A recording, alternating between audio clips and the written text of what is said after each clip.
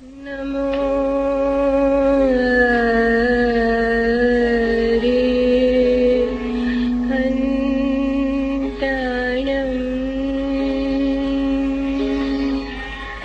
नमो सिद्धाणं नमो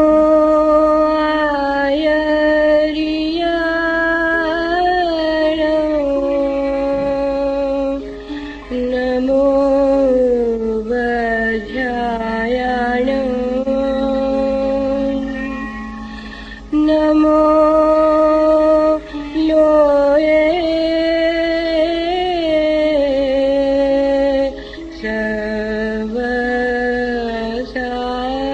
सर्वसाहुणम् एषो पञ्च नमोकारो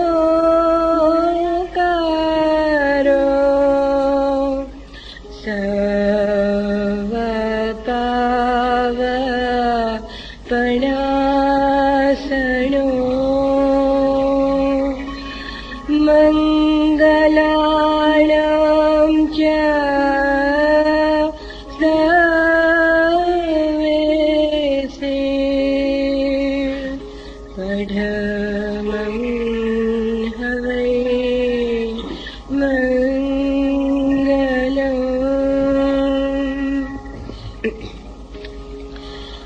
अरिहंतों को नमस्कार, सिद्धों को नमस्कार, आचार्यों को नमस्कार, उपाध्यायों को नमस्कार, लोक संसार में सब साधुओं को नमस्कार। ये पंच नमस्कार समस्त पापों का नाश करने वाला है और सब मंगलों में प्रथम मंगल है।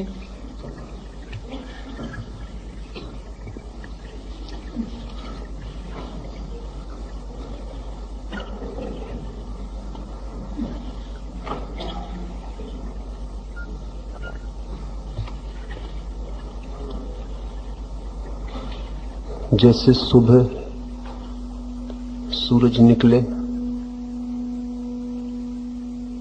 और कोई पक्षी आकाश में उड़ने के पहले अपने घोंसले के पास परों को तौले, सोचे, साहस जुटाए, या जैसे कोई नदी सागर में गिरने के करीब हो, स्वयं को खोने के निकट पीछे लौट कर देखे, सोचे क्षण भर, ऐसा ही महावीर की वाणी में प्रवेश के पहले 2 क्षण सोच लेना जरूरी है।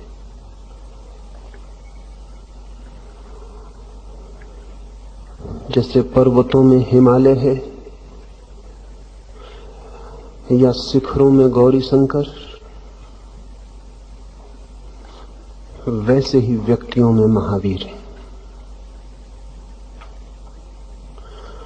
बड़ी है चढ़ाई,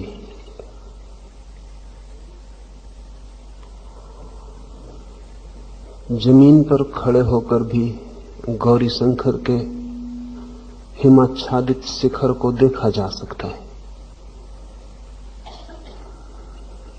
लेकिन जिन्हें चढ़ाई करनी हो और शिखर पर पहुंचकर ही शिखर को देखना हो, उन्हें बड़ी तैयारी की जरूरत है। दूर से भी देख सकते हैं महावीर को, लेकिन दूर से जो परिचय होता है वो वास्तविक परिचय नहीं। महावीर में तो छलांग लगा के ही वास्तविक परिचय पाया जा सकता है। उस छलांग के पहले जो जरूरी है वो कुछ बातें आपसे कहूं।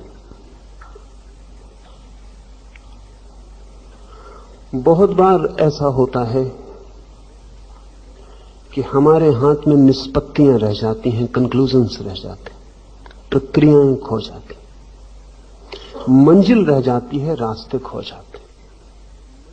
शिखर तो दिखाई पड़ता है, लेकिन वो पगडंडी दिखाई नहीं पड़ती जो वहां तक पहुंचाते।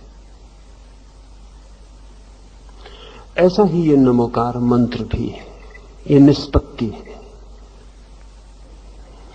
इसे 2500 वर्ष से लोग दोहराते चले आ रहे हैं।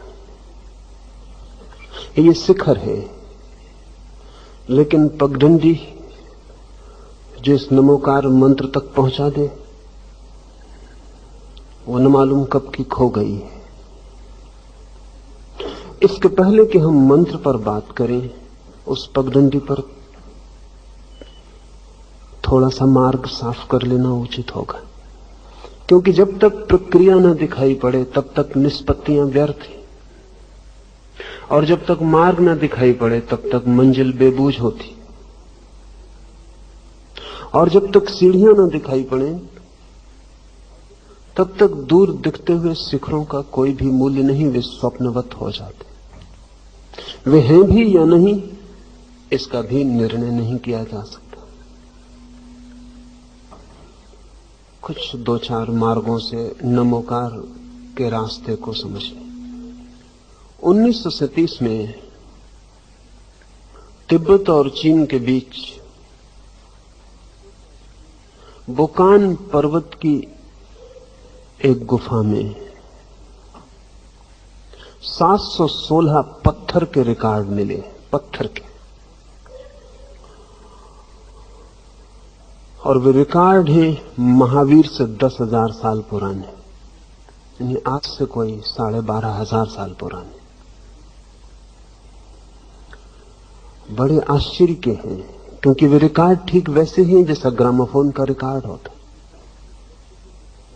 ठीक उनके बीच में एक छेद है और पत्थर पर ग्रूव्स हैं, जैसे कि ग्रामोफोन के रिकॉर्ड पर होती। अब तक राज नहीं खोला जा सका है कि वे किस यंत्र पर बजाए जा सकेंगे, लेकिन एक बात तय हो गई है।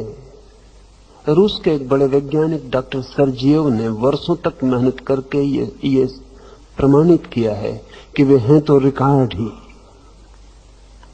किस यंत्र पर और किस सुई के माध्यम से वे पुनरुज्जीवित हो सकेंगे, ये अभी तय नहीं हो सका। अगर एकाध पत्थर का टुकड़ा होता तो संयोगिक भी हो सकता था। 716 है, सब एक जैसे, जिनमें बीच में छेद हैं, सब पर ग्रूव्स हैं, और उनकी पूरी तरह सफाई, धूल धमास जब अलग कर दी गई और जब विद्युत यंत्रों से उनकी परीक्षा की गई तो बड़ा हैरानी हुई। उनसे प्रतिपल विद्युत की किरणें विकिरणित हो रही हैं।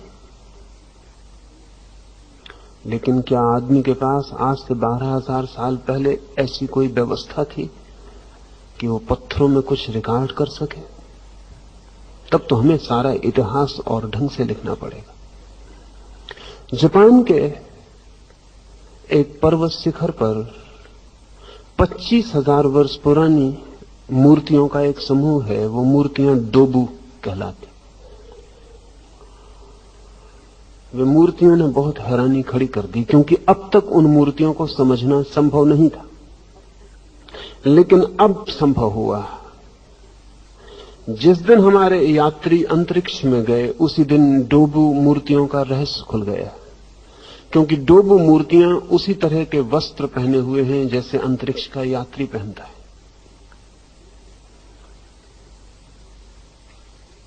अंतरिक्ष में यात्रियों ने, रूसी या अमेरिकी एस्ट्रोनॉट्स ने जिन वस्त्रों का उपयोग किया है वही उन मूर्तियों के ऊपर है, पत्थर में खुदे हुए। वे मूर्तियां 25,000 साल पुरानी हैं, और अब इसके सिवाय कोई उपाय नहीं है मानने का कि 25,000 साल पहले आदमी ने अंतरिक्ष की यात्रा की, या अंतरिक्ष के किन्हीं और ग्रहों से आदमी जमीन पर आता रहा।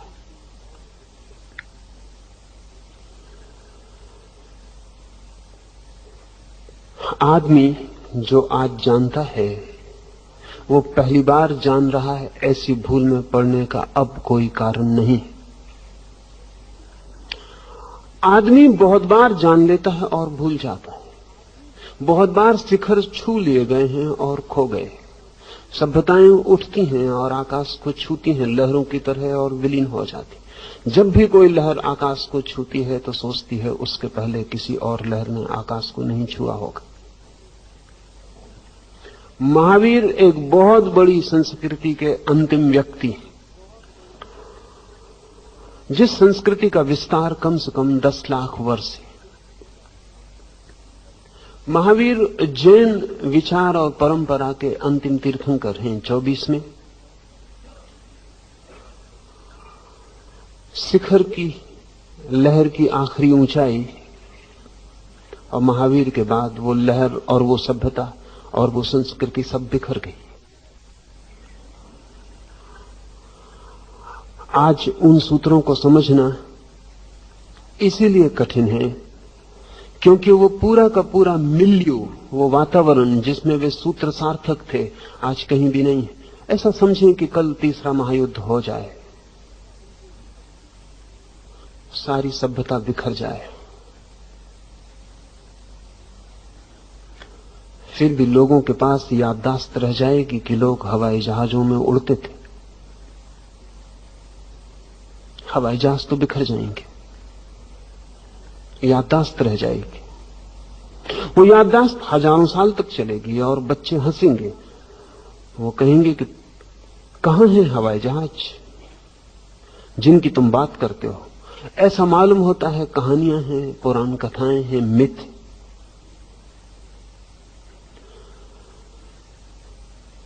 जैन 24 तीर्थंकरों की ऊंचाई, शरीर की ऊंचाई बहुत काल्पनिक मालूम पड़ती। उसमें महावीर भर की ऊंचाई आदमी की ऊंचाई, बाकी 23 तीर्थंकर बहुत ऊंचे। तो इतनी ऊंचाई नहीं हो सकती, ऐसा ही वैज्ञानिकों का अब तक ख्याल था, लेकिन अब नहीं। क्योंकि वैज्ञानिक कहते हैं जैसे जैसे जमीन सिकुड़ती गई है वैसे वैसे जमीन पर ग्रेविटेशन का, गुरुत्वाकर्षण भारी होता गया है, और जिस मात्रा में गुरुत्वाकर्षण भारी होता है लोगों की ऊंचाई कम होती चली जाती है। आपकी दीवार की छत पर छिपकली चलती है, आप कभी सोच नहीं सकते कि छिपकली आज से 10 लाख साल पहले हाथी से बड़ा जानवर थी। वो अकेली बची, उसकी जाति के सारे जानवर खो गए। उतने बड़े जानवर अचानक क्यों खो गए? वैज्ञानिक कहते हैं कि जमीन के गुरुत्वाकर्षण में कोई राज छिपा हुआ मालूम पड़ता है। अगर गुरुत्वाकर्षण और सघन होता गया तो आदमी और छोटा होता चला जाए। अगर आदमी चांद पर रहने लगे तो आदमी की ऊंचाई चौगुनी हो जाएगी, क्योंकि चांद पर चौगुना कम है गुरुत्वाकर्षण पृथ्वी से। अगर हम कोई और तारे और ग्रह खोज लिए जहां गुरुत्वाकर्षण और कम हो तो ऊंचाई और बड़ी हो जाएगी। इसलिए आज एकदम कथा कह देनी बहुत कठिन है। नमोकार को जैन परंपरा ने महामंत्र कहा है। पृथ्वी पर 10-5 ऐसे मंत्र हैं जो नमोकार की हैसियत के। असल में प्रत्येक धर्म के पास एक महामंत्र अनिवार्य है, क्योंकि उसके इर्द गिर्द ही उसकी सारी व्यवस्था, सारा भवन निर्मित होता है। ये महामंत्र करते क्या हैं, इनका प्रयोजन क्या है, इनसे क्या फलित हो सकता है? आज साउंड इलेक्ट्रॉनिक्स, ध्वनि विज्ञान बहुत से नए तथ्यों के करीब पहुंच रहा है। उसमें एक तथ्य यह है कि इस जगत में पैदा की गई कोई भी ध्वनि कभी भी नष्ट नहीं होती।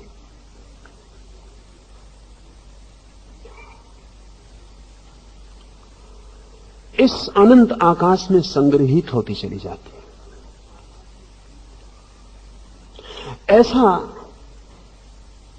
समझें कि जैसे आकाश भी रिकॉर्ड करता है, आकाश पर भी किसी सूक्ष्म तल पर ग्रूव्स बन जाते। इस पर रूस में इधर 15 वर्षों में बहुत काम हुआ। उस काम पर 2-3 बातें ख्याल में ले लेंगे तो आसानी हो जाएगी।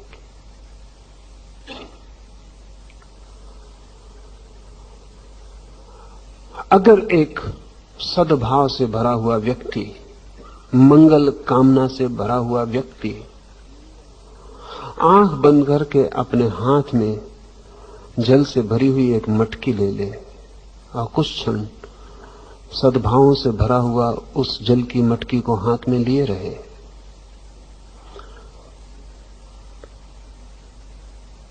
तो रूसी वैज्ञानिक कामेनियव और अमेरिकी वैज्ञानिक डॉक्टर रुडोल्फ किर्श, इन दो व्यक्तियों ने बहुत से प्रयोग करके ये प्रमाणित किया है कि वो जल गुणात्मक रूप से परिवर्तित हो जाता है। केमिकली कोई फर्क नहीं होता। उस भले भावनाओं से भरे हुए, मंगल आकांक्षाओं से भरे हुए व्यक्ति के हाथ में जल का स्पर्श जल में कोई केमिकल, कोई रासायनिक परिवर्तन नहीं करता, लेकिन उस जल में फिर भी कोई गुणात्मक परिवर्तन हो जाता है। और वो जल अगर बीजों पर छिड़का जाए तो वे जल्दी अंकुरित होते हैं, साधारण जल की बजाय। उनमें बड़े फूल आते हैं, बड़े फल लगते हैं, वे पौधे ज्यादा स्वस्थ होते हैं साधारण जल की बजाय। कामेनियव ने साधारण जल भी उन्हीं बीजों पर वैसी ही भूमि में छिड़का है, और ये विशेष जल भी। और रुग्ण, विक्षिप्त, निगेटिव इमोशन से भरे हुए व्यक्ति, निषेधात्मक भाव से भरे हुए व्यक्ति, हत्या का विचार करने वाले, दूसरे को नुकसान पहुंचाने का विचार करने वाले, अमंगल की भावनाओं से भरे हुए व्यक्ति के हाथ में दिया गया जल भी बीजों पर छिड़का है। या तो वे बीज अंकुरित ही नहीं होते, या अंकुरित होते हैं तो रुग्ण अंकुरित होते हैं। 15 वर्ष, हजारों प्रयोग के बाद ये निष्पत्ति ली जा सकी कि जल में, अब तक हम सोचते थे केमिस्ट्री ही सब कुछ है, लेकिन केमिकली तो कोई फर्क नहीं होता, रासायनिक रूप से तीनों जलों में कोई फर्क नहीं होता। फिर भी कोई फर्क होता है। वो फर्क क्या है, और वो फर्क जल में कहां से प्रवेश करता है? निश्चित ही वो फर्क अब तक जो भी हमारे पास उपकरण हैं उनसे नहीं जांचा जा सकता, लेकिन वो फर्क होता है, ये परिणाम से सिद्ध होता है। क्योंकि तीनों जलों का आत्मिक रूप बदल जाता है, केमिकल रूप तो नहीं बदलता, लेकिन तीनों जलों की आत्मा में कुछ रूपांतरण हो जाता है। अगर जल में ये रूपांतरण हो सकता है तो हमारे चारों ओर फैले हुए आकाश में भी हो सकता है। मंत्र की प्राथमिक आधारशिला यही है। मंगल भावनाओं से भरा हुआ मंत्र हमारे चारों ओर के आकाश में गुणात्मक अंतर पैदा करता, क्वालिटेटिव ट्रांसफॉर्मेशन करता। और उस मंत्र से भरा हुआ व्यक्ति जब आपके पास से भी गुजरता है तब भी वो अलग तरह के आकाश से गुजरता है। उसके चारों तरफ, शरीर के आसपास एक भिन्न तरह का आकाश, a different quality of space पैदा हो जाती है। एक दूसरे रूसी वैज्ञानिक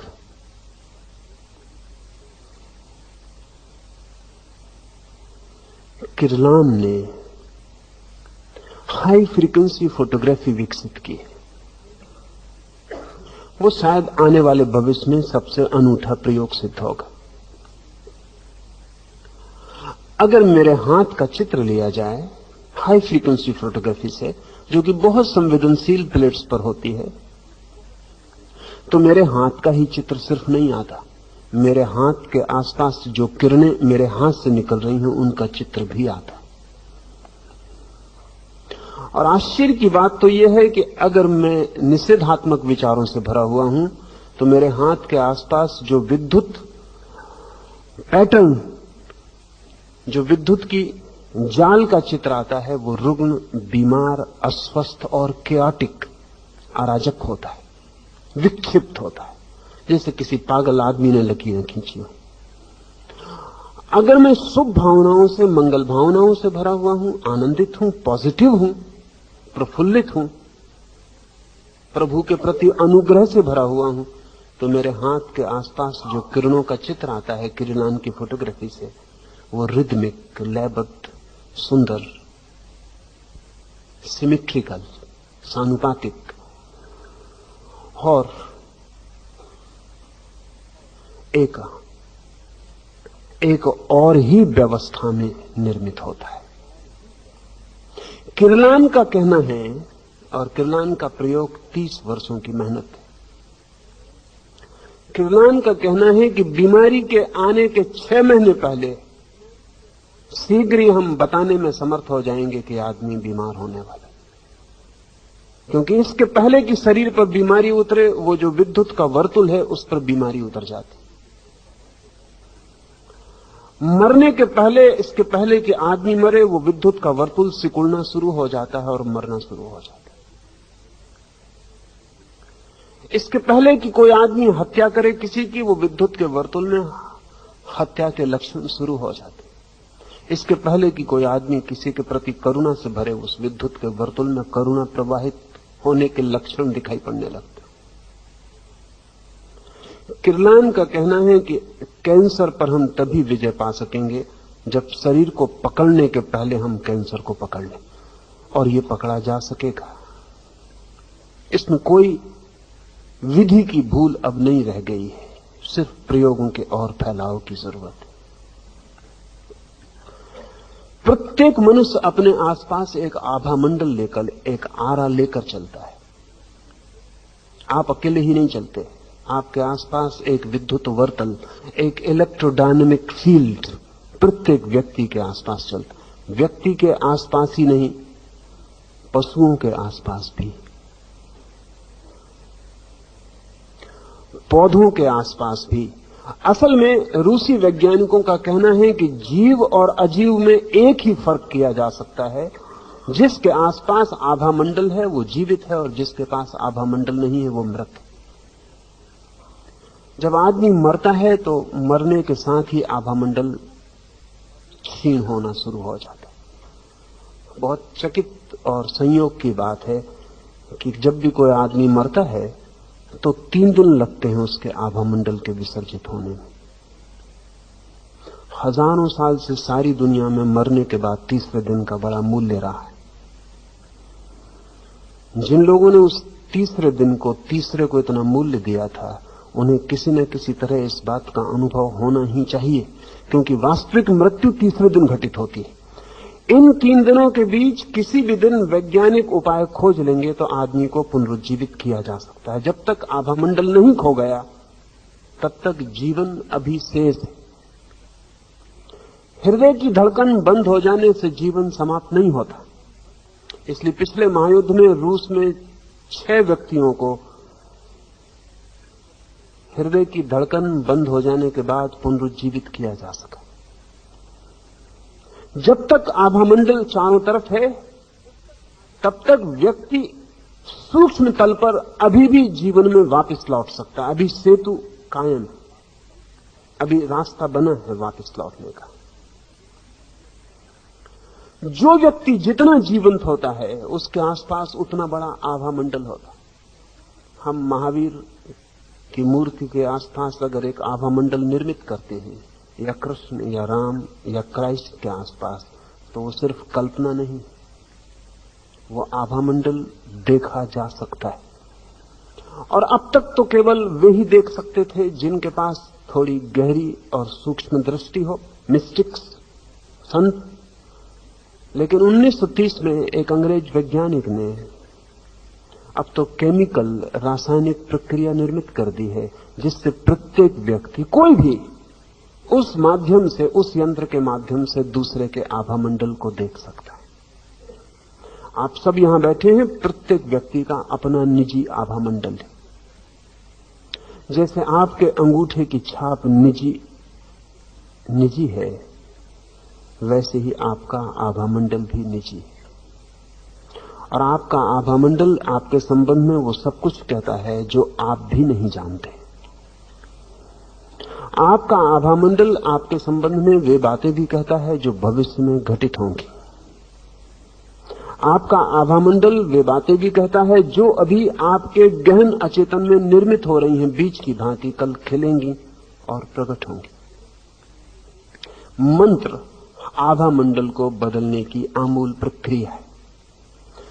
आपके आसपास की स्पेस और आपके आसपास का इलेक्ट्रोडायनेमिक फील्ड बदलने की प्रक्रिया है।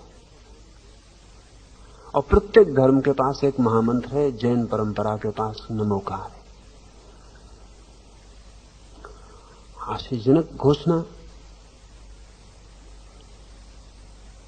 ऐसो पंच नमक्कारो सव्य पावक प्रनाशनो, सब पाप का नाश कर दे, ऐसा महामंत्र है नमोकार। ठीक नहीं लगता। नमोकार से कैसे पाप नष्ट हो जाएगा?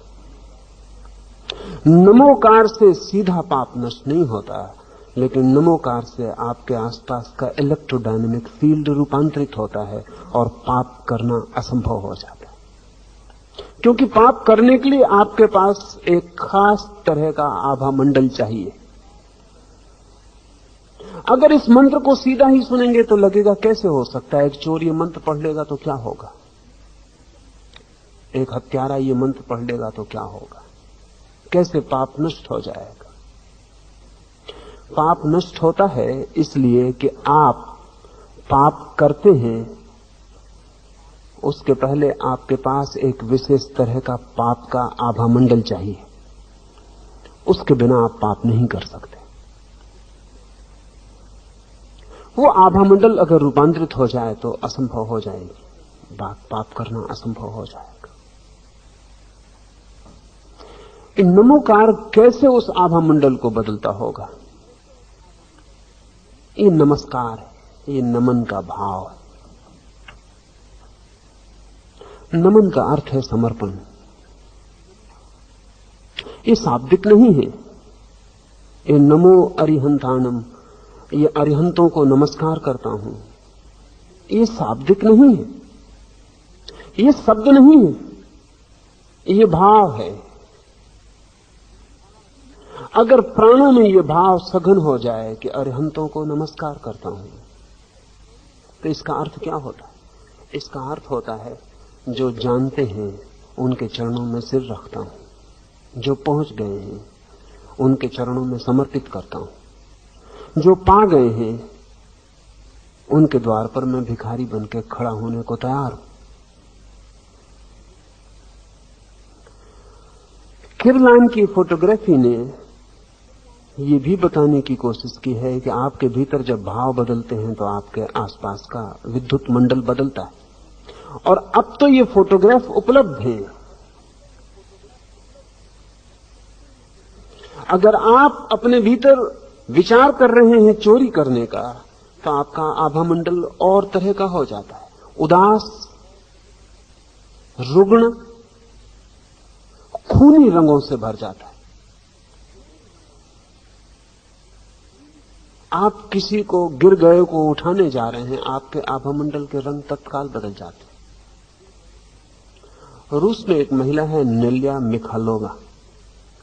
इस महिला ने पिछले 15 वर्षों में रूस में आमूल क्रांति खड़ी कर दी। और ये जान के हैरानी होगी कि मैं रूस के इन वैज्ञानिकों के नाम क्यों ले रहा हूं। कुछ कारण है।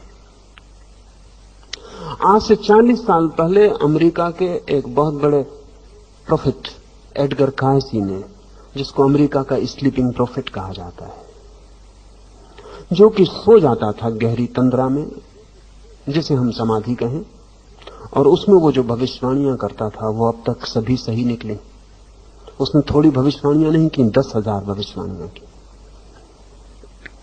उसकी एक भविष्यवाणी 40 साल पहले की ये है। उस वक्त तो सब लोग हैरान हुए थे। उसने ये भविष्यवाणी की थी कि आज से 40 साल बाद धर्म का एक नवीन वैज्ञानिक आविर्भाव रूस से प्रारंभ होगा, रूस से। और एडगर कायसी 40 साल पहले कहे, जबकि रूस में तो धर्म नष्ट किया जा रहा था, चर्च गिराए जा रहे थे, मंदिर हटाए जा रहे थे, पादरी पुरोहित साइबेरिया भेजे जा रहे थे। उन क्षणों में कल्पना भी नहीं की जा सकती कि रूस में जन्म होगा। रूस अकेली भूमि थी उस समय जमीन पर जहां धर्म पहली दफा व्यवस्थित रूप से नष्ट किया जा रहा था, जहां पहली दफा नास्तिकों के हाथ में सत्ता थी पूरे मनुष्य जाति के इतिहास में, जहां पहली बार नास्तिकों ने एक संगठित प्रयास किया था। आस्तिकों के संगठित प्रयास तो होते रहे,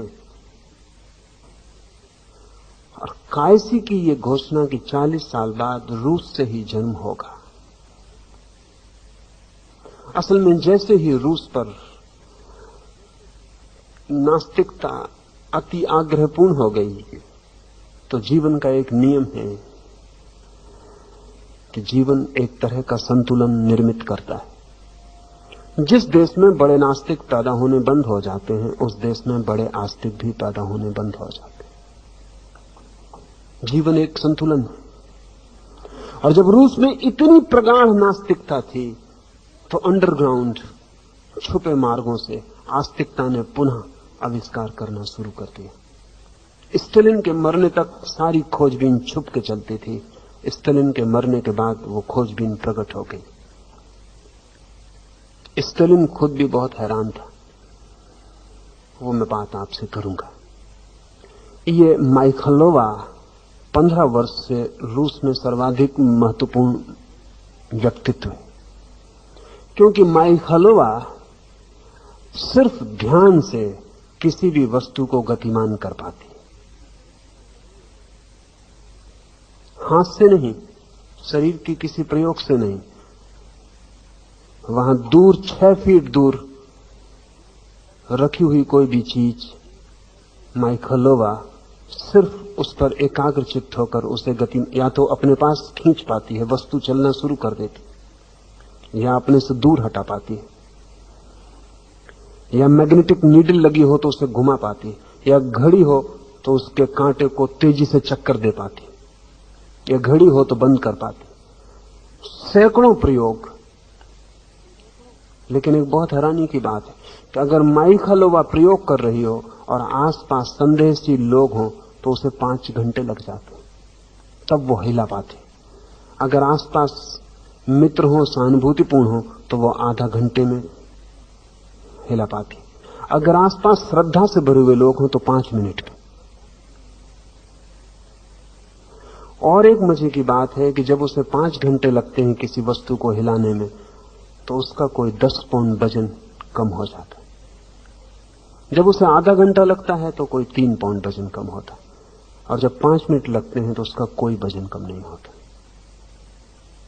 ये 15 सालों के बड़े वैज्ञानिक प्रयोग किए गए हैं। 2 नोबेल प्राइज विनर वैज्ञानिक डॉक्टर वसीलिएव और कामिनिएव और 40 और चोटी के वैज्ञानिकों ने हजारों प्रयोग करके इस बात की घोषणा की है कि माइखलोवा जो कर रही है वो तथ्य। और अब उन्होंने यंत्र विकसित किए हैं जिनके द्वारा माइखलोवा के आसपास क्या घटित होता है वो रिकॉर्ड हो जाता है। 3 बातें रिकॉर्ड होती हैं। एक तो जैसे ही माइखलोवा ध्यान एकाग्र करती है, उसके आसपास का आभा मंडल सिकुड़कर एक धारा में बहने लगता है, जिस वस्तु के ऊपर वो ध्यान करती है, जैसे लेसर रे की तरह, एक विद्युत की किरण की तरह संग्रहित हो जाता है। और उसके चारों तरफ किरलान की फोटोग्राफी से जैसे कि समुद्र में लहरें उठती हैं, ऐसा उसका आभा मंडल तरंगित होने लगता है, और वो तरंगें चारों तरफ फैलने लगती हैं। उन्हीं तरंगों के धक्के से वस्तुएं हटती हैं या पास खींची जाती हैं। सिर्फ भाव मात्र, उसका भाव की वस्तु मेरे पास आ जाए, वस्तु पास आ जाती है, उसका भाव की दूर हट जाए, वस्तु दूर चली जाती है। इससे भी हैरानी की बात जो तीसरी है वो ये कि रूसी वैज्ञानिकों का ख्याल है कि ये जो एनर्जी, ये चारों तरफ जो ऊर्जा फैलती है, इसे संग्रहित किया जा सकता है, इसे यंत्रों में संग्रहित किया जा सकता है। निश्चित ही जब एनर्जी है तो संग्रहित की जा सकती है, कोई भी ऊर्जा संग्रहित की जा सकती है। और इस प्राण ऊर्जा का, जिसको योग प्राण कहता है, ये ऊर्जा अगर यंत्रों में संग्रहित हो जाए तो उस समय जो मूल भाव था व्यक्ति का, वो गुण उस संग्रहित शक्ति में भी बना रहता है।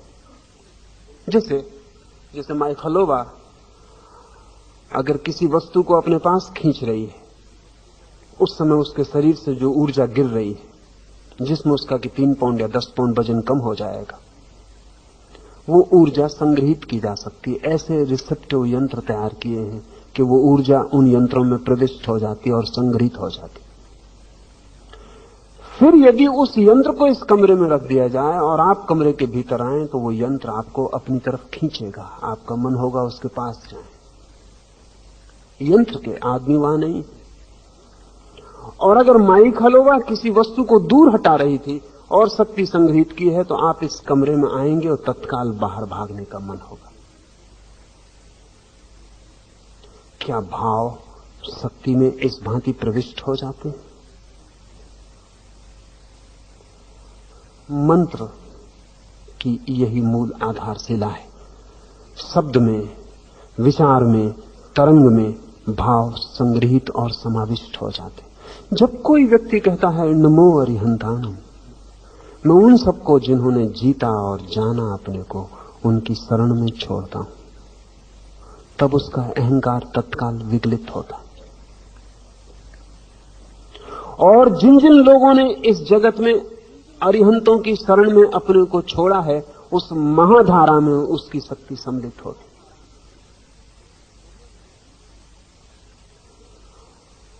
उस गंगा में वो भी एक हिस्सा हो जाता है। और इस चारों तरफ आकाश में इस अरिहंत के भाव के आसपास जो ग्रूव्स निर्मित हुए हैं, जो स्पेस में, आकाश में जो तरंगें संग्रहित हुई हैं, उन संग्रहित तरंगों में आपकी तरंग भी चोट करती है। आपके चारों तरफ एक वर्षा हो जाती है जो आपको दिखाई नहीं पड़ती।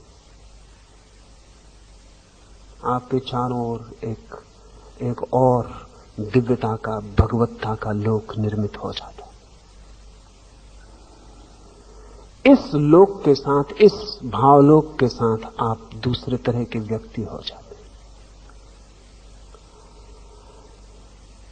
महामंत्र स्वयं के आसपास के आकाश को, स्वयं के आसपास के आभामंडल को बदलने की कीमिया है।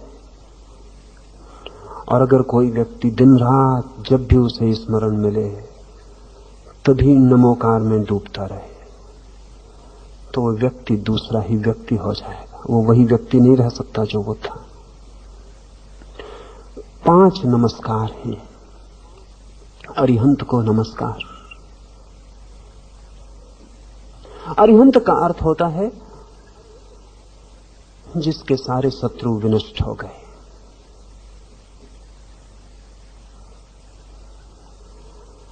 जिसके भीतर अब कुछ ऐसा नहीं रहा जिससे उसे लड़ना पड़ेगा।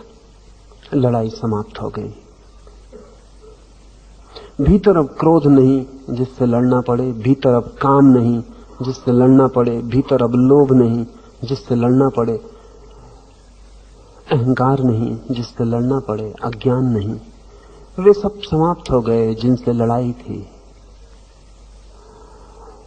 अब एक नॉन कॉन्फ्लिक्ट, एक निर्द्वंद अस्तित्व शुरू हुआ। अरिहंत शिखर है जिसके आगे यात्रा नहीं। अरिहंत मंजिल है जिसके आगे फिर कोई यात्रा नहीं। कुछ करने को ना बचा जहां,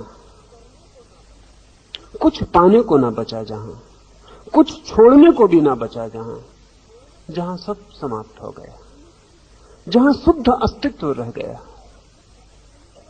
प्योर एग्जिस्टेंस जहां रह गया, जहां ब्रह्म मात्र रह गया, जहां होना मात्र रह गया, उसे कहते हैं अरिहंत। अद्भुत है ये बात भी कि इस महामंत्र में किसी व्यक्ति का नाम नहीं, महावीर का नहीं, पार्श्वनाथ का नहीं, किसी का नाम नहीं, जैन परंपरा का भी कोई नाम नहीं, क्योंकि जैन परंपरा ये स्वीकार करती है कि अरिहंत जैन परंपरा में ही नहीं हुए और सब परंपराओं में हुए। इसलिए अरिहंतों को नमस्कार है, किसी अरिहंत को नहीं। ये नमस्कार बड़ा विराट है। संभवतः विश्व के किसी धर्म ने ऐसा महामंत्र इतना सर्वांगीण, इतना सर्वस्पर्शी विकसित नहीं किया है। व्यक्ति पर जैसे ख्याल ही नहीं है, शक्ति पर ख्याल है। रूप पर ध्यान ही नहीं है, वो जो अरूप सत्ता है उसी का ख्याल। अरिहंतों को नमस्कार। अब महावीर को जो प्रेम करता है कहना चाहिए महावीर को नमस्कार। बुद्ध को जो प्रेम करता है कहना चाहिए बुद्ध को नमस्कार। राम को जो प्रेम करता है कहना चाहिए राम को नमस्कार। पर यह मंत्र बहुत अनूठा है, यह बेजोड़ है। और किसी परंपरा में ऐसा मंत्र नहीं जो सिर्फ इतना कहता अरिहंतों को नमस्कार, उन सबको नमस्कार जिनकी मंजिल आ गई है। असल में मंजिल को नमस्कार, वो जो पहुंच गए उसको नमस्कार। लेकिन अरिहंत शब्द निगेटिव है, नकारात्मक है। उसका अर्थ है जिनके शत्रु समाप्त हो गए। वो पॉजिटिव नहीं, वो विधायक नहीं। असल में इस जगत में जो श्रेष्ठतम अवस्था है उसको निषेध से ही प्रकट किया जा सकता है, नेति नेति से। उसको विधायक शब्द नहीं दिया जा सकता। उसके कारण है सभी विधायक शब्दों में सीमा आ जाती है, निषेध में सीमा नहीं होती। अगर मैं कहता हूं ऐसा है तो एक सीमा निर्मित होती है, अगर मैं कहता हूं ऐसा नहीं है तो कोई सीमा निर्मित नहीं की कोई सीमा नहीं है कि तो सीमा है, तो है तो बड़ा छोटा शब्द है, नहीं है बहुत विराट। इसलिए परम शिखर पर रखा है अरिहंत को। सिर्फ इतना ही कहा है कि जिनके शत्रु समाप्त हो गए, जिनके अंतर्द्वंद विलीन हो गए, नकारात्मक, जिनमें लोभ नहीं, मोह नहीं, काम नहीं। क्या है ये नहीं कहा, क्या नहीं है जिनमें वो कहा। इसलिए अरिहंत बहुत वायवीय, बहुत एब्स्ट्रैक्ट शब्द है और शायद पकड़ में ना आए, इसलिए ठीक दूसरे शब्द में पॉजिटिव का उपयोग किया है, नमो सिद्धानम। सिद्ध का अर्थ होता है वे जिन्होंने पा लिया, अरिहंत का अर्थ होता है वे जिन्होंने कुछ छोड़ दिया। सिद्ध बहुत पॉजिटिव शब्द है, सिद्धि, उपलब्धि, अचीवमेंट, जिन्होंने पा लिया। लेकिन ध्यान रहे उनको ऊपर रखा है जिन्होंने खो दिया, उनको नंबर 2 पर रखा है जिन्होंने पा लिया। क्यों? सिद्ध अरिहंत से छोटा नहीं होता, सिद्ध वहीं पहुंचता है जहां अरिहंत पहुंचता है। लेकिन भाषा में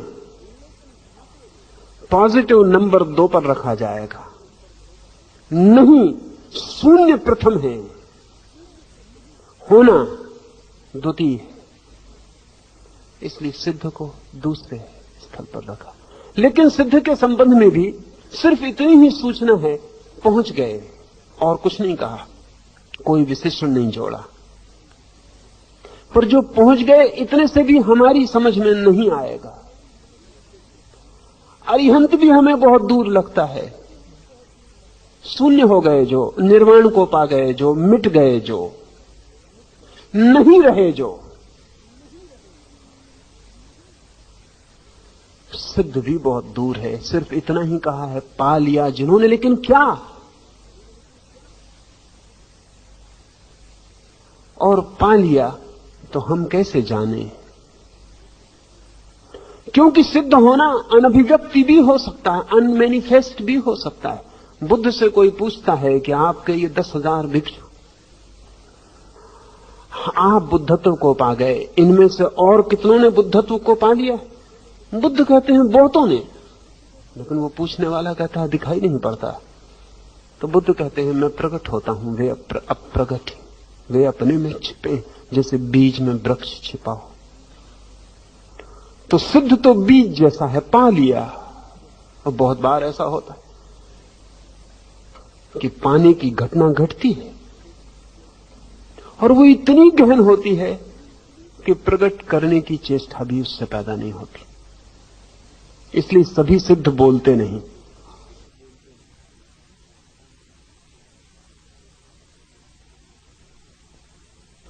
सभी अरिहंत बोलते नहीं।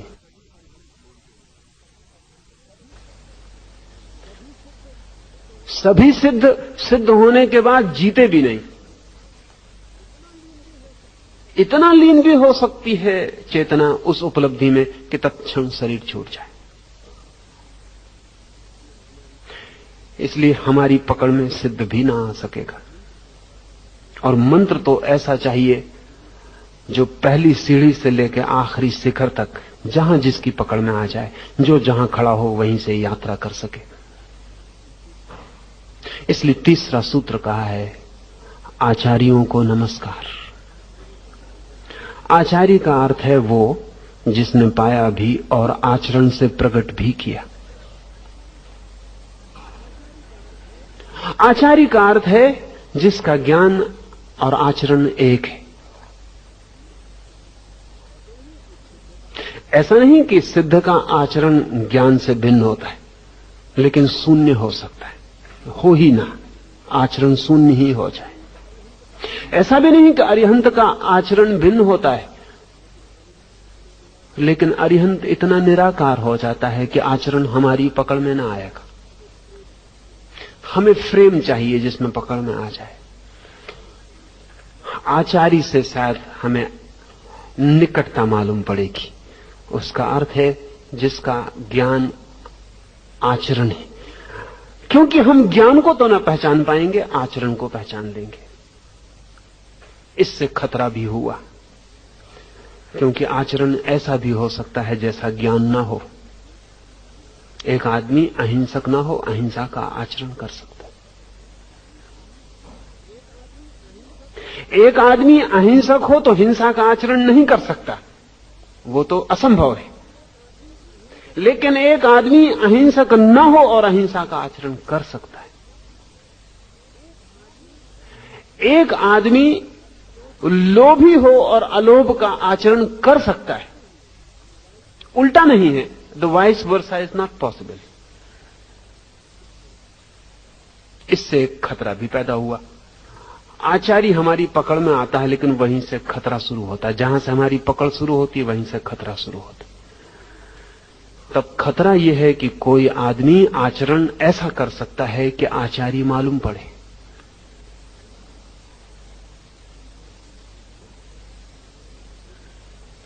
तो मजबूरी है हमारी, जहां से सीमाएं बनती शुरू होती हैं वहीं से हमें दिखाई पड़ता है, और जहां से हमें दिखाई पड़ता है वहीं से हमारे अंधे होने का डर है। पर मंत्र का प्रयोजन यही है कि हम उनको नमस्कार करते हैं जिनका ज्ञान, उनका आचरण है। यहां भी कोई विशेषण नहीं है। वे कौन, वे कोई भी हों। एक ईसाई फकीर जापान गया था और जापान के एक ज़ेन भिक्षु से मिलने गया। उसने पूछा ज़ेन भिक्षु को कि जीसस के संबंध में आपका क्या ख्याल है।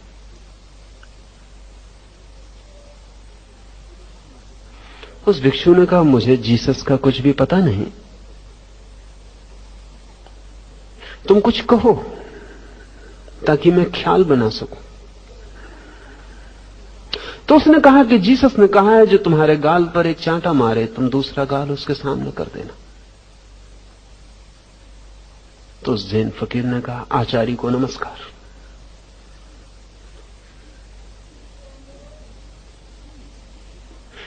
वो ईसाई फकीर कुछ समझ ना सका।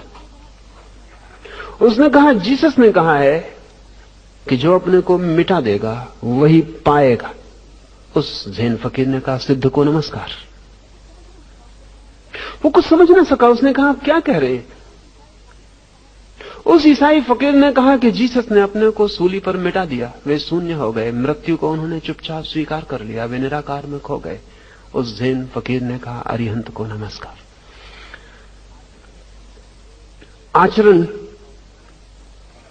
और ज्ञान एक हैं जहां, उसे हम आचार्य कहते हैं। वो सिद्ध भी हो सकता, वो अरिहंत भी हो सकता, लेकिन हमारी पकड़ में वो आचरण से आता है।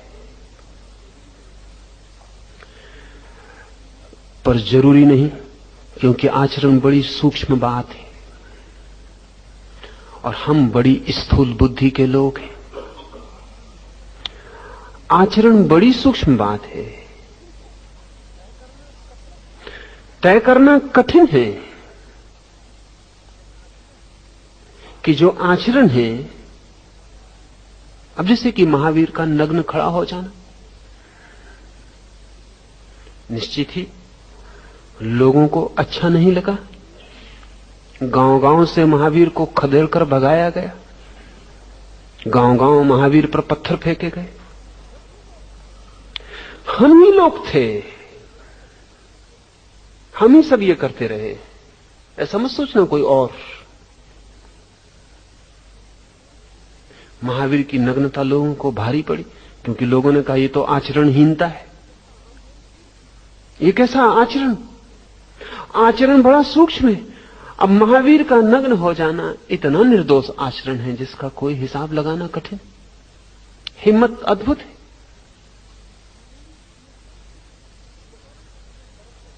महावीर इतने सरल हो गए कि छिपाने को कुछ ना बचा।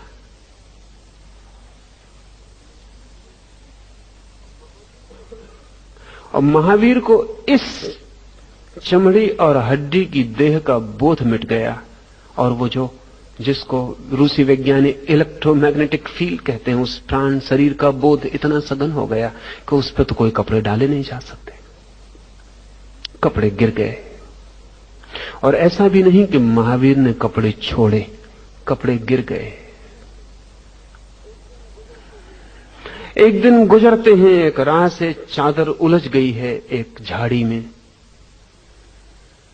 तो झाड़ी के फूल ना गिर जाएं, पत्ते ना टूट जाएं, कांटों को चोट ना लग जाए, तो आधी चादर फाड़ के वहीं छोड़ दी। फिर आधी रह गई शरीर पर, फिर वह भी गिर गई। वो कब गिर गई उसका महावीर को पता न चला। लोगों को पता चला कि महावीर नग्न खड़े। आचरण सहना मुश्किल हो गया। आचरण के रास्ते सूक्ष्म हैं, बहुत कठिन है, और हम सबके आचरण के संबंध में बंधे बंधाए ख्याल है। ऐसा करो, और जो ऐसा करने को राजी हो जाते हैं वे करीब करीब मुर्दा लोग हैं। जो आपकी मान के आचरण कर लेते हैं उन मुर्दों को आप काफी पूजा देते हैं। इसमें कहा है आचार्यों को नमस्कार। आप आचरण तय नहीं करेंगे, उनका ज्ञान ही उनका आचरण तय करेगा। और ज्ञान परम स्वतंत्रता है। जो व्यक्ति आचार्य को नमस्कार कर रहा है वो ये भाव कर रहा है कि मैं नहीं जानता क्या है ज्ञान, क्या है आचरण, लेकिन जिनका भी आचरण उनके ज्ञान से उपजता और बहता है उनको मैं नमस्कार करता हूं। अभी भी बात सूक्ष्म है, इसलिए चौथे चरण में उपाध्यायों को नमस्कार। उपाध्याय का अर्थ है आचरण ही नहीं, उपदेश भी। उपाध्याय का अर्थ है ज्ञान ही नहीं, आचरण ही नहीं, उपदेश भी। वे जो जानते हैं, जानकर वैसा जीते हैं, और जैसा वे जीते हैं और जानते हैं वैसा बताते भी हैं। उपाध्याय का अर्थ है वो जो बताता भी है। क्योंकि हम मौन से ना समझ पाए। आचार्य मौन हो सकता है, वो मान सकता है कि आचरण काफी है, और अगर तुम्हें आचरण दिखाई नहीं पड़ता तो तुम जानो। उपाध्याय आप पर और भी दया करता है, वो बोलता भी है, वो आपको कह के भी बताता है। ये चार सुस्पष्ट रेखाएं, लेकिन इन चार के बाहर भी जानने वाले छूट जाएंगे, क्योंकि जानने वालों को बांधा नहीं जा सकता कैटेगरीज में। इसलिए मंत्र बहुत हैरानी का है। इसलिए चौथे में, पांचवें चरण में एक सामान्य नमस्कार है। नमो लोए सव्य साहूणम। लोक में जो भी साधु हैं उन सबको नमस्कार।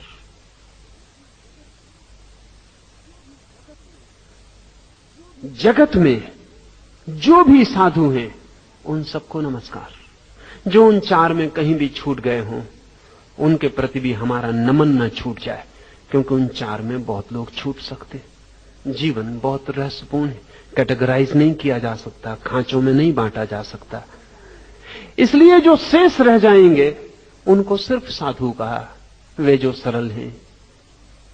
और साधु का एक अर्थ और भी है, इतना सरल भी हो सकता है कोई कि उपदेश देने में भी संकोच करे, इतना सरल भी हो सकता है कोई कि आचरण को भी छिपाए, पर उसको भी हमारे नमस्कार पहुंचने चाहिए। सवाल यह नहीं है कि हमारे नमस्कार से उसको कुछ फायदा होगा, सवाल यह है कि हमारा नमस्कार हमें रूपांतरित करता है। न अरिहंतों को कोई फायदा होगा, न सिद्धों को, न आचार्यों को, न उपाध्यायों को, न साधुओं को, पर आपको फायदा होगा। ये बहुत मजे की बात है कि हम सोचते हैं कि शायद इस नमस्कार में हम सिद्धों के लिए, अरिहंतों के लिए कुछ कर रहे हैं, तो इस भूल में मत पड़ना। आप उनके लिए कुछ भी ना कर सकेंगे, या आप जो भी करेंगे उसमें उपद्रव ही करेंगे। आपकी इतनी ही कृपा काफी है कि आप उनके लिए कुछ ना करें। आप गलत ही कर सकते हैं। नहीं, ये नमस्कार अरिहंतों के लिए नहीं है, अरिहंतों की तरफ है, लेकिन आपके लिए है। इसके जो परिणाम है वो आप पर होने वाले, जो फल है वो आप पर बरसेगा।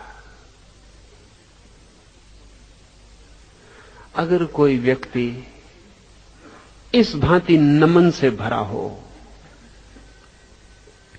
तो क्या आप सोचते हैं उस व्यक्ति में अहंकार टिक सकेगा?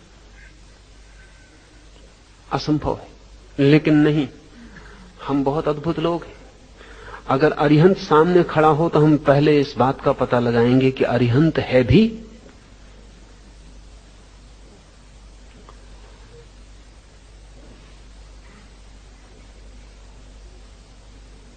महावीर के आसपास भी लोग यही पता लगाते लगाते जीवन नष्ट किए।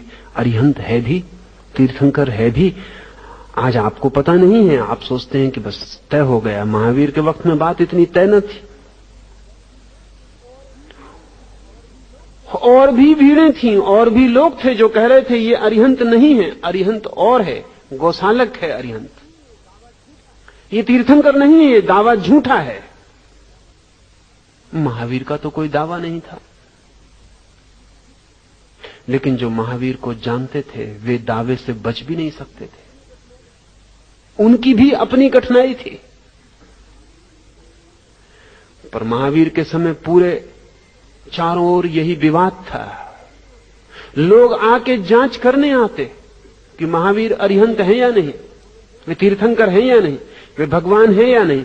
बड़ी आश्चर्य की बात है, आप जांच भी कर लेंगे और सिद्ध भी हो जाएगा कि महावीर भगवान नहीं है, आपको क्या मिलेगा?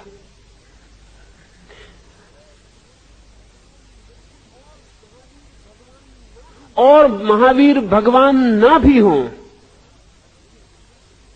और आप अगर उनके चरणों में सिर रखें और कह सकें नमो अरिहंताणम, तो आपको मिलेगा। महावीर के भगवान होने से कोई फर्क नहीं पड़ता। असली सवाल यह नहीं है कि महावीर भगवान है या नहीं, असली सवाल यह है कि कहीं भी आपको भगवान दिख सकते हैं या नहीं। कहीं भी, पत्थर में, पहाड़ में, कहीं भी आपको दिख सकें तो आप नमन को उपलब्ध हो जाएं।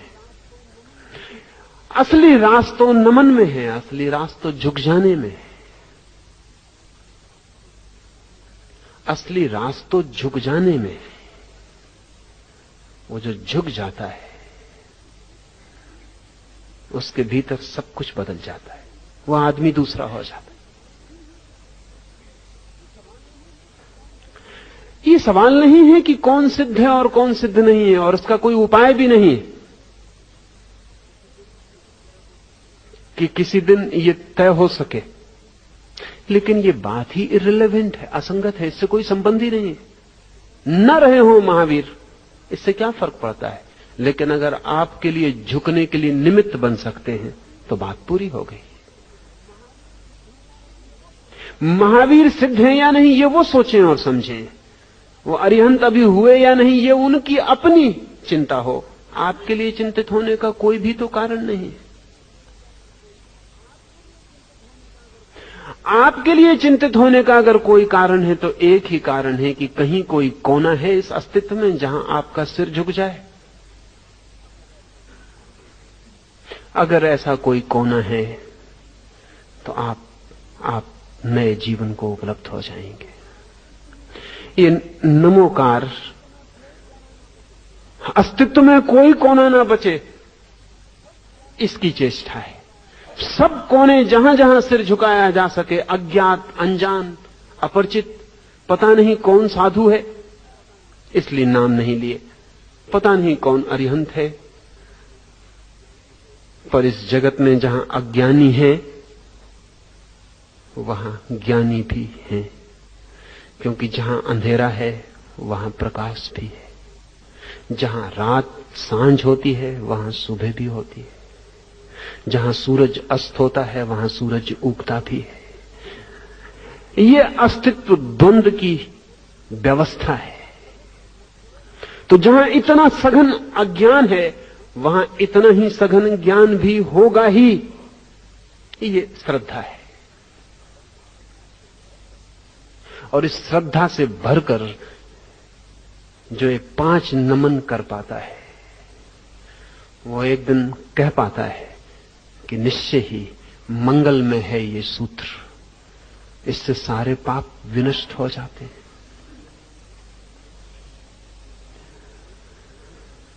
ध्यान ले लें, मंत्र आपके लिए है। मंदिर में जब मूर्ति के चरणों में आप सिर रखते हैं तो सवाल ये नहीं है कि वे चरण परमात्मा के हैं या नहीं। सवाल इतना ही है कि वो जो चरण के समक्ष झुकने वाला सिर है वो परमात्मा के समक्ष झुक रहा है या नहीं। वे चरण तो निमित्त हैं, उन चरणों का कोई प्रयोजन नहीं है। वो तो आपको झुकने की कोई जगह बनाने के लिए व्यवस्था की है। लेकिन झुकने में पीड़ा होती है, और इसलिए जो भी वैसी पीड़ा दे उस पर क्रोध आता है। जीसस पर या महावीर पर या बुद्ध पर जो क्रोध आता है वो भी स्वाभाविक मालूम पड़ता है, क्योंकि झुकने में पीड़ा होती है। अगर महावीर आए और आपके चरण पर सिर रख दें तो चित्त बड़ा प्रसन्न होगा। फिर आप महावीर को पत्थर न मारेंगे कि मारेंगे? फिर आप महावीर के कानों में कीले न ठोकेंगे कि ठोकेंगे?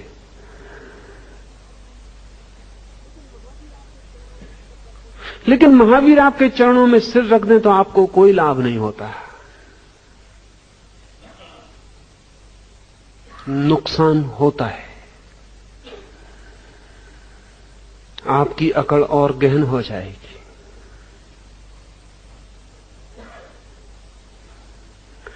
एक महावीर ने अपने साधुओं को कहा है कि वो गैर साधुओं को नमस्कार न करें।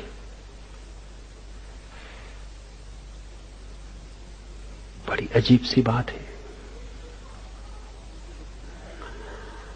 साधु को तो विनम्र होना चाहिए, इतना निरअहंकारी होना चाहिए कि सभी के चरणों में सिर रखे।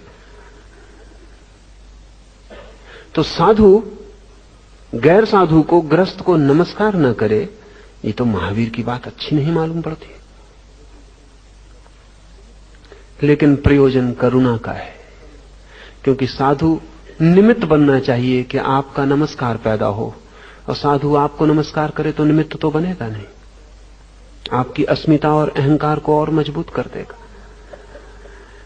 कई बार दिखती है बात कुछ और, होती है कुछ और। हालांकि जैन साधुओं ने इसका ऐसा प्रयोग किया है, ये मैं नहीं कह रहा हूं। असल में साधु का तो लक्षण यही है कि जिसका सिर अब सबके चरणों पर है। साधु का लक्षण तो यही है कि जिसका सिर अब सबके चरणों पर है। फिर भी साधु आपको नमस्कार नहीं करता है, क्योंकि निमित्त बनना चाहता है।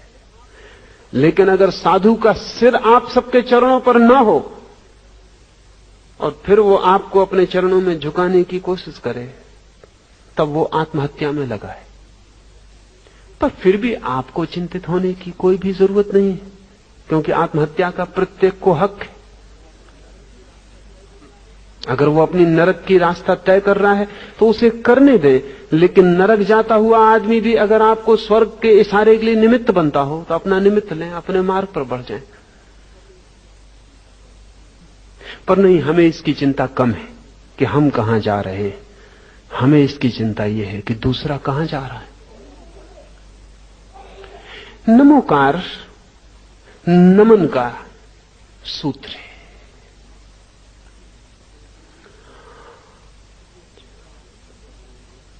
ये 5 चरणों में समस्त जगत में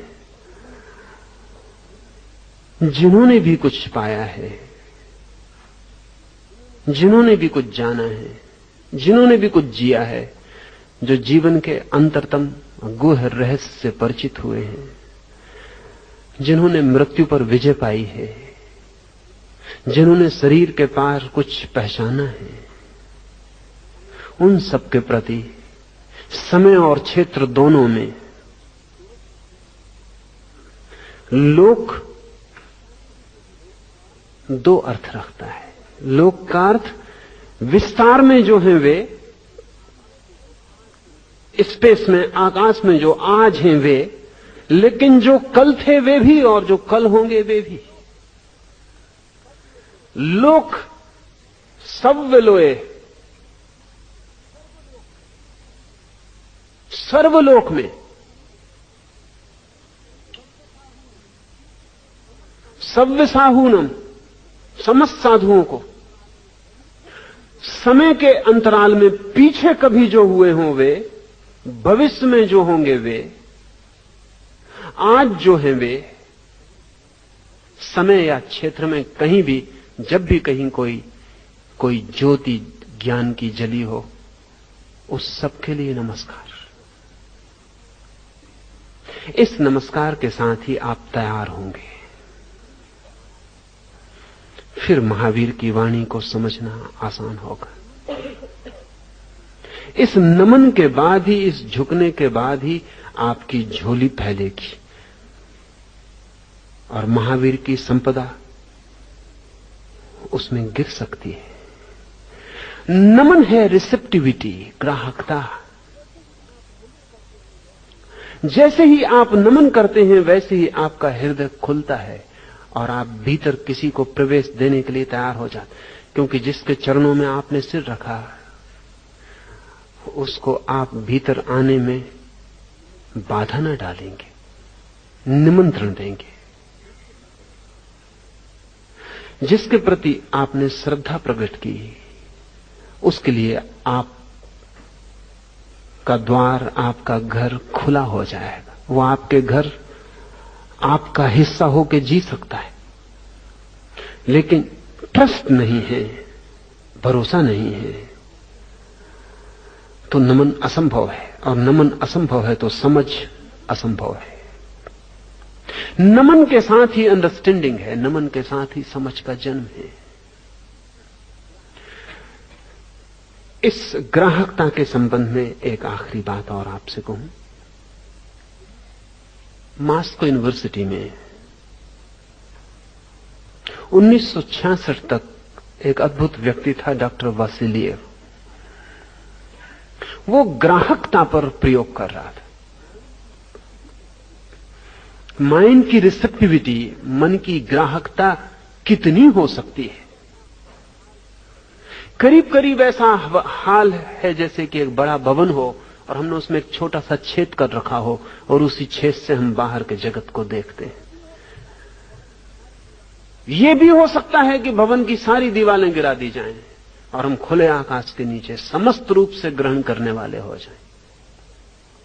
वासिलिएव ने एक बहुत हैरानी का प्रयोग किया और पहली दफा। उस तरह के बहुत से प्रयोग पूरब में, विशेषकर भारत में, और सर्वाधिक विशेषकर महावीर ने किए थे, लेकिन उनका डायमेंशन, उनका आयाम अलग था।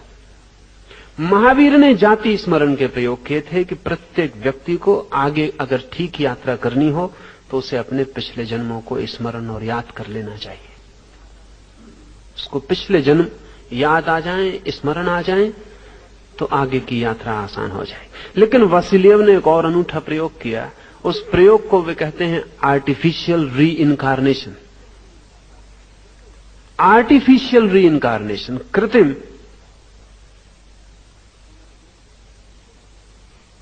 पुनर्जन्म या कृत्रिम पुनरुज्जीवन। ये क्या है? वासिलियव और उसके साथी एक व्यक्ति को बेहोश करेंगे, 30 दिन तक निरंतर सम्मोहित करके उसको गहरी बेहोशी में ले जाएंगे। और जब वो गहरी बेहोशी में आने लगेगा, और अब यंत्र है, ईईजी नाम का यंत्र है जिससे जांच की जा सकती है कि नींद की कितनी गहराई है। अल्फा नाम की वेव्स पैदा होनी शुरू हो जाती हैं जब व्यक्ति चेतन मन से गिर के अचेतन में चला जाता है।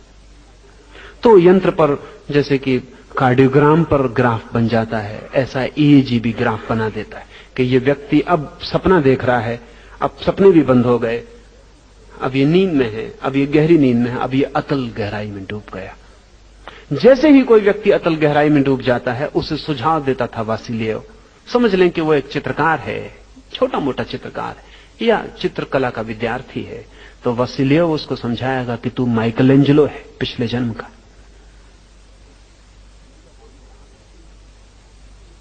या वान गाग है, या कवि है तो वो समझाएगा कि तू शेक्सपियर है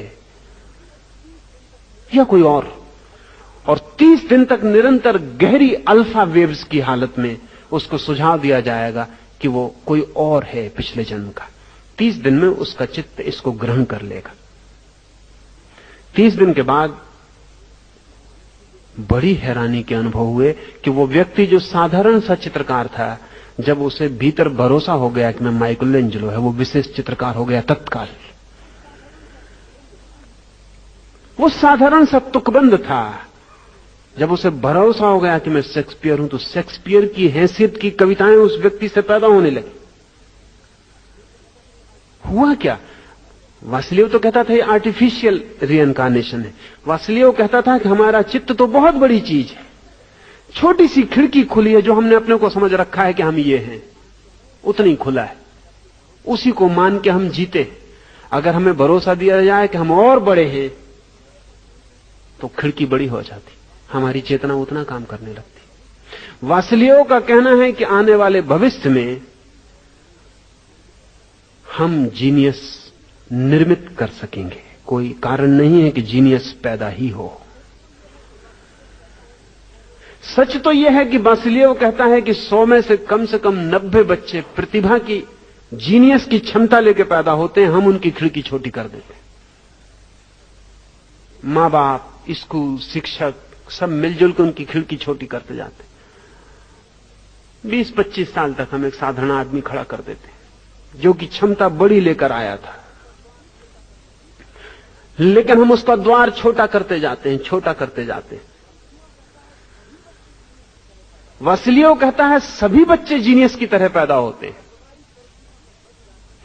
कुछ जो हमारी तरकीबों से बच जाते हैं वो जीनियस बच जाते हैं, बाकी नष्ट हो जाते हैं।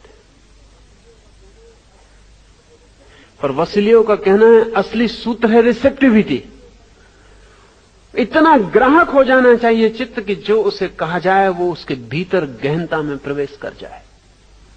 इस नमोकार मंत्र के साथ हम शुरू करते हैं महावीर की ये वाणी पर चर्चा, क्योंकि गहन होगा मार्ग, सूक्ष्म होंगी बातें।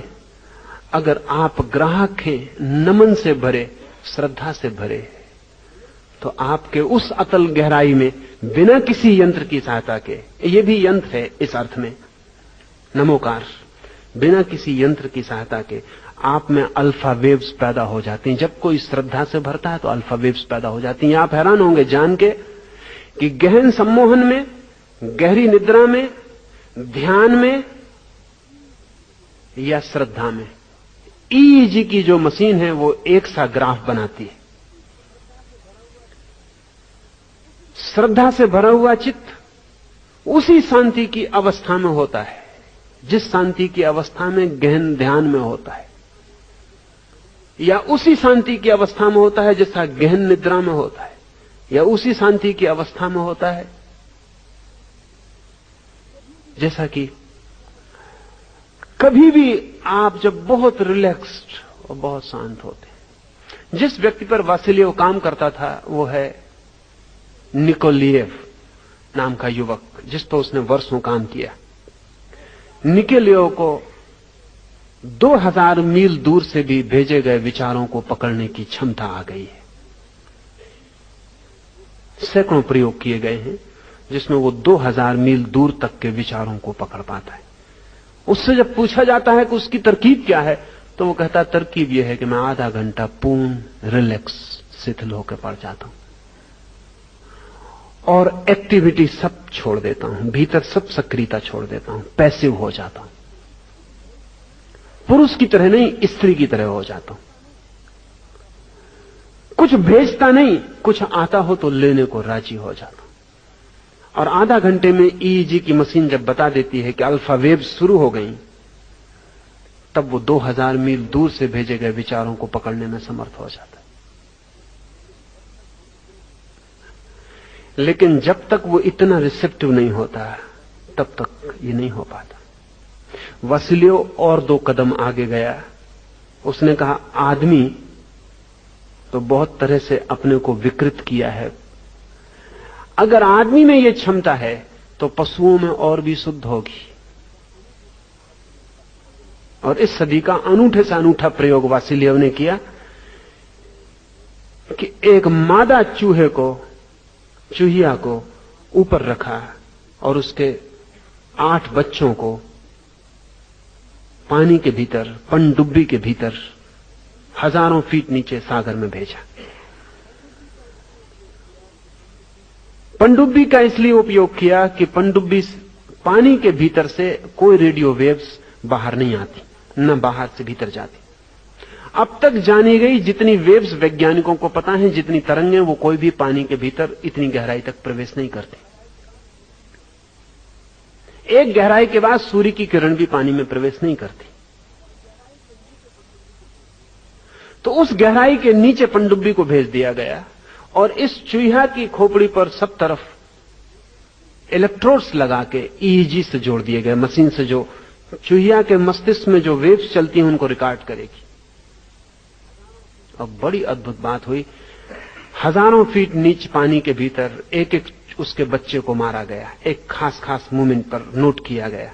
जैसे ही वहां बच्चा मरता वैसे ही यहां उसकी ईईजी की वेव्स बदल जाती।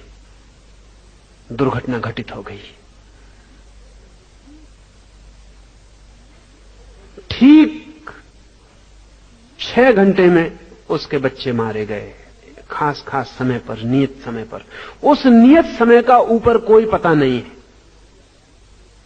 नीचे जो वैज्ञानिक उसको छोड़ दिया गया कि इतने समय के बीच वो कभी भी पर नोट कर ले मिनट और सेकंड।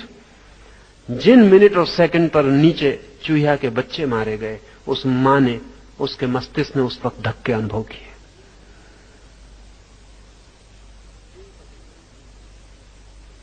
वासिलियव का कहना है कि जानवरों के लिए टेलीपैथी सहज सी घटना है, आदमी भूल गया है, लेकिन जानवर अभी भी टेलीपैथिक जगत में जी रहे हैं।